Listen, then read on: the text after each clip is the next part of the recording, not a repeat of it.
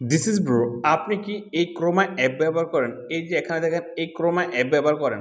যদি আপনার ফোনে এই ক্রোমা অ্যাপ থেকে আপনি কোনো কিছু ডাউনলোড করে থাকেন ইন্টারনেটের মাধ্যমে এই ক্রোমা অ্যাপ থেকে, তখন কি হয় ওই সব কিছু কিন্তু আপনার ফোন মেমোরিতে যায়। ফোন মেমোরিতে গেলে কিন্তু ওই ফোন মেমোরিটা অটোমেটিক লোড হয়ে যায়। তো আমি ছোট্ট একটা সেটিং এই ক্রোমা অ্যাপে দেখিয়ে দেবো। তারপরে আপনি ক্রোমা অ্যাপ থেকে যাই ডাউনলোড করেন না কেন, সব কিছু কিন্তু আপনার এইচডি কার্ডে যাবে। যদি আপনি আপনার ফোনে এইচডি কার্ড ব্যবহার করেন, সব কিছু কিন্তু আপনার এইচডি কার্ডে যাবে। আপনি ক্রোমা অ্যাপ থেকে যা যা ডাউনলোড করবেন। এখন ক্রোমা অ্যাপের এই কাজটা কীভাবে করবেন? ক্রোমা অ্যাপের এই কাজ করতে চাইলে আপনি ক্রোমা অ্যাপে চাপ দিবেন। এই ক্রোমা অ্যাপে চাপ দিবেন। তারপরে এই যে এখানে দেখেন ৩ ডট, এই ৩ ডটে চাপ দিবেন।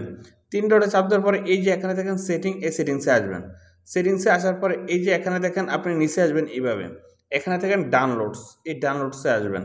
তারপরে এখানে দেখেন ডাউনলোড লোকেশন, আপনি কি করবেন? এখানে চাপ দিবেন।